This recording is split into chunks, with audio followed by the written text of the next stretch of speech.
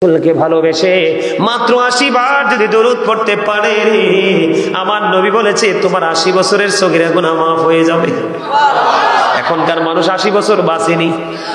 একটা জুমায় নবীর দরুদ যদি ৮০ বার পড়লে বন্ধু ৮০ বছরের সগীরা গুনাহ যদি মাফ হয়ে যায়, তাহলে আপনি বুঝেন নেককারের পাওয়ার কত মর্যাদা কত। আপনারা জানেন না ও বন্ধু, জান্নাতীরা এই পৃথিবীর বুকে মানুষ কত রঙের অপরাধ করে, অন্যায় করে। বিশেষ করে বর্তমানে আমাদের বাংলাদেশের সবচেয়ে বেশি উপদ্রব বেড়েছে সুদখোরের। আপনাদের এলাকায় আসেনি? আছে? আরে খোদারে কই যাইতাম। আমার নবী মেরাজে গেল, মেরাজে যাওয়ার পরে জাহান্নামের দিকে আমার নবী একটা নজর দিল। নজর দিয়ে চাইয়া দেখে এক একটা মানুষের পেট এক একটা ঘরের মতো বড় বড়।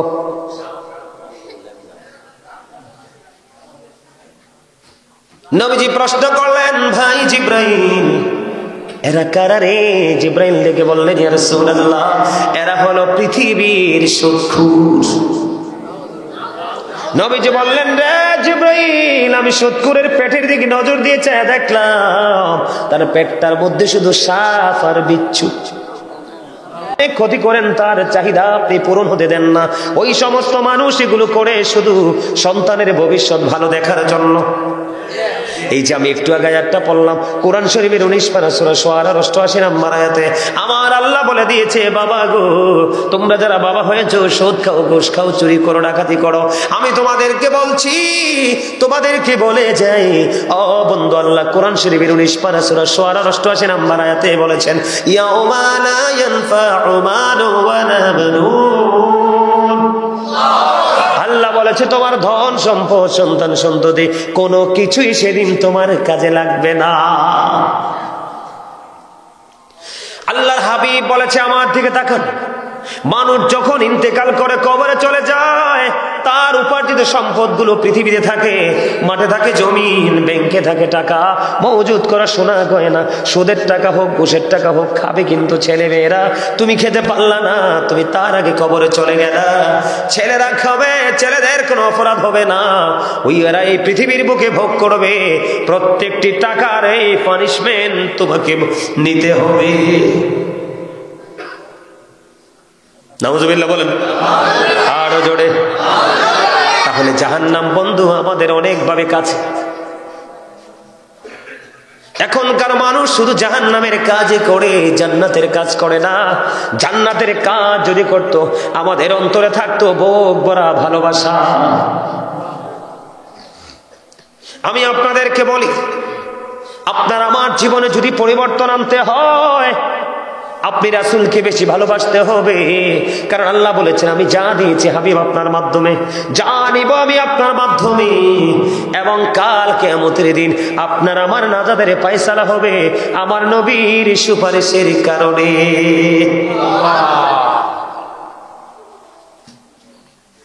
আল্লাহ রাব্বুল আলামিনের দরবারে সেদিন আপনার আমার প্রাণের নবী এমন ভাবে বন্ধু প্রশংসা করতে থাকবে, ও বন্ধু, আর এই প্রশংসা করবে, আল্লাহ কবুল করে নিবে, উম্মতগুলোর ধীরে ধীরে ফয়সালা হয়ে যাবে। আল্লাহর হাবিব বলেছেন, পৃথিবীর বুকে রাসূলকে যত বেশি ভালোবাসবা এবং ভালোবেসে বেশে যত বেশি নবীর উপর দরুদ ও সালাম পৌঁছে দেবা, নবীজি জানিয়ে দিয়েছেন কাল হাসরের দিন ওই প্রেমিক নবীজির তত বেশি কাছে থাকবে।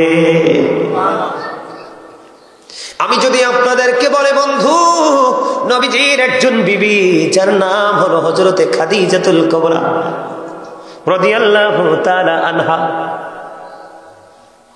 আমি গতকালকে একটা ভিডিও দেখতে পাইলাম, অনেক মানুষ এটা নিয়ে বন্ধু প্রতিবাদ করেছেন। আমাদের দেশের একজন মানুষ আমার নবীজির মা খাদিজার বিবাহ নিয়ে অনেক বন্ধু ঠাট্টা মস্কারি করেছে। জোরে কন্যা নাউজুবিল্লাহ।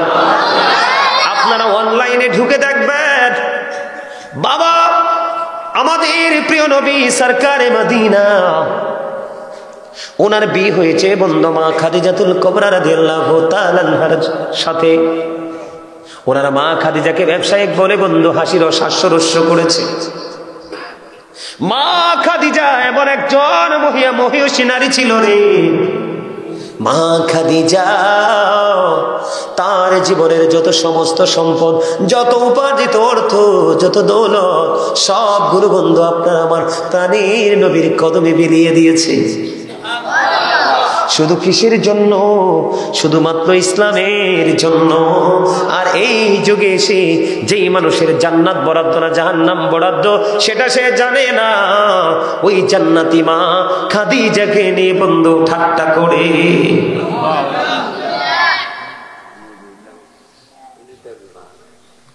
মা খাদিজা এমন একজন নারী ছিল বন্ধু। মা খাদিজা যখন পৃথিবী থেকে চলে গেল রে, পৃথিবী থেকে চলে যাওয়ার পরে বন্ধু আমার নবী মা খাদিজার কবরের পাশে, বন্ধু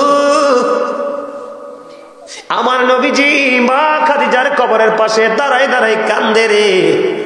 আমার আল্লাহ জিব্রাইলকে বললেন, ও জিব্রাইল যাও না, আমার হাবিবুল্লাহ কেন রে ওই খাদিজার কবরের পাশে দাঁড়ায় দাঁড়ায় কান্দে? খাদিজা বলেছিল, ইয়া রাসূলুল্লাহ, ইয়া হাবিবাল্লাহ, নবী গো, ও প্রাণের নবী গো, আমাকে তো কবরে রাখা হবে, আমাকে ফেরেশতারা এসে প্রশ্ন করবে, নবী গো আপনি আমি যদি সেই প্রশ্নের জবাব দিতে না পারি, আমার প্রশ্নের জবাবগুলো আপনি দিবেন গো নবী। মা খাদিজার এমন অনেক প্রেমময়, অনেক আবেগ ঘন কথাবার্তা তার হৃদয়ে ছিল রে। ও বন্ধু আমার নবীজি মা খাদিজার কবরের পাশে দাঁড়ায় দাঁড়ায় কান্দে। আমার নবীজির পবিত্র চক্ষু মুবারক থেকে ও বন্ধু পানি মুবারক জোরে জোরে পড়ছে রে। মা খাদিজা, ও বন্ধুর তার প্রিয় বিবি খাদিজা বন্ধু কান্নাকাটি করতেছে খাদিজার জন্য, কারণ নবীজি মা খাদিজাকে এত বেশি ভালোবাসতেন। মা আয়েশা সিদ্দিকা রাদিয়াল্লাহু তাআলা আনহা বলেছেন, আমি দেখতে পেয়েছি আমার নবীজি যখন খাদিজাকে নিয়ে কথা বলতো, আমার নবীজি বলতে থাকতেন, আমার নবীর মধ্যে কখনোই কোনো ক্লান্তি আসতো না। জোরে জোরে সুবহানাল্লাহ। নবীজি মা খাদিজার কবরের পাশে বন্ধু কান্দে। আমার আল্লাহ ফেরেশতা পাঠালেন, ফেরেশতা জানতে চাইলেন। এবার আমার নবীজি বললেন, তার প্রিয় যে এত প্রিয় স্ত্রী পৃথিবী ছেড়ে চলে গেল তিনি মেনে নিতে পারছে না। আর নবীজি চিন্তিত খাদিজা কবরে সঠিকভাবে প্রশ্নের জবাবটা দিতে পারবে কিনা। আল্লাহ রাব্বুল আলামিন জানিয়ে দিলেন, জিবরাইল যাও যাও আমার বন্ধু নবী মুহাম্মদ রাসূলুল্লাহ সাল্লাল্লাহু আলাইহি ওয়াসাল্লামকে জানিয়ে দাও, খাদিজার কবরে কোনো ফেরেশতা প্রশ্ন করার জন্য আসবে না। জোরে জোরে সুবহানাল্লাহ। বন্ধু মা খাদিজার পবিত্র নুরানি চেহারাটা যখন কিবলার দিকে করে দেওয়া হয়, এটা অটোমেটিক্যালি বন্ধু সোজা হয়ে যায়। আবার যখন এটাকে কিবলার দিকে পৌঁছে দেওয়া হয়, কি সমস্যা আপনাদের? কি করতেছেন?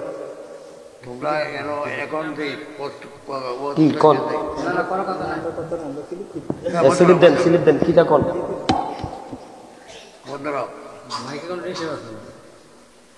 হ্যাঁ মা খাদিজা তার পবিত্র চেহারাটা বন্ধু কিবলার দিকে করে দেওয়া হয়, আর ওনার চেহারাটা অটোই বদ্ধ সোজা হয়ে যায়। যখন এমন অবস্থা দেখলেন, আমার নবী দাঁড়িয়ে দাঁড়িয়ে চিন্তা করে ভাবে, ব্যাপার কি রে? আমার নবীকে আমার আল্লাহ জানিয়ে দিলেন, বন্ধু আমি চাই আমার খাদিজার চেহারাটা আমার আরশের জি থেকে যেন থাকে। জোরে জোরে বলুন সুবহানাল্লাহ। এমন একজন প্রেমিক ছিলেন মা খাদিজা, আমার নবীকে এমন বেশি ভালোবাসতো। এই যুগে এসে বন্ধু মৌলবীরা কি পড়াশোনা করেছে আমি জানি না, যেই মৌলবী মা খাদিজাকে নিয়ে মন্তব্য করে রে, ওই মৌলবী নিজেও জানে না ওনার ঠিকানা কোথায়। উনি জানে না ওনার ফ্যামিলি পরিবারের ঠিকানা কোথায় রে।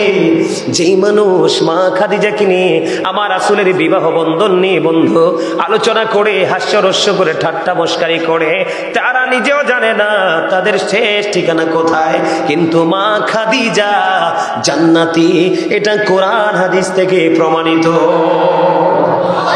ঠিক কিনা বলেন? আমি আপনাদেরকে বলি, আপনারা হজে গেছেন নি? এখানে আপনি নিশ্চয়ই গেছেন। উনি নিশ্চয়ই গেছে, অনেক দিন তিনি আরবে ছিল বন্ধু।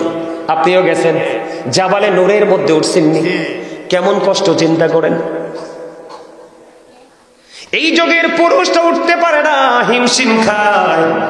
আর সেই সময় আমার নবীজির এমন প্রেমিক ছিল রে মা খাদিজা, এখন যেটাকে বন্ধু জাবালে নূর বলা হয়।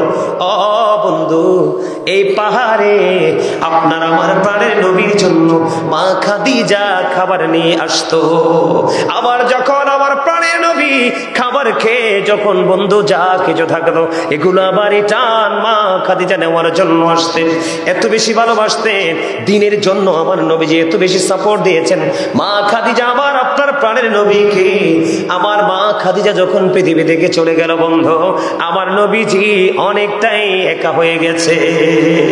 কারণ এমন বিবি সবাই জানে, পৃথিবীর সাধারণ মানুষ জানে মা খাদিজার বন্ধু দুইটা বিয়ে আগে হয়েছিল, কিন্তু বিয়ে যদি হয়েছিল মা খাদিজার বয়স যদিও 40 ছিল, আমার নবীজির বয়স যদিও 25 বছর ছিল রে, কিন্তু মা খাদিজার 40 বছর হলেও মা খাদিজাকে 40 বছরের বৃদ্ধা নারীর মতো দেখা যাইত না। রূপ যৌবন তেনার মধ্যে পরিপূর্ণ ছিল। জোরে জোরে কন্যা সুবহানাল্লাহ। যা বলেন নতুন অনেক দূরে, যা বলেন নূর থেকে অনেক দূরে, ম্যাক্সিমাম 2 কিলোমিটার, 2-2.5 কিলোমিটার। 2-2.5 কিলোমিটার। আবার দেখছেন, উনি প্র্যাকটিক্যালি দেখছেন, আমরা কিতাব দেখে পড়ছি।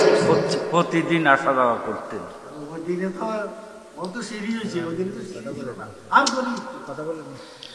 এই জন্য আমি আপনাদেরকে বলি বন্ধু, রাসূলকে ভালোবাসতে হবে, রাসূলের পরিবারকে ভালোবাসতে হবে, তাহলে আপনি পরিপূর্ণ মুমিন হতে পারবেন, অন্যথায় মুমিন হতে পারবেন না। বন্ধু, প্রথম বিয়ে হলো, স্বামী চলে গেল, ওই সম্পত্তি পাইলেন। দ্বিতীয় বিয়ে হলো, স্বামী পৃথিবীতে চলে গেল রে।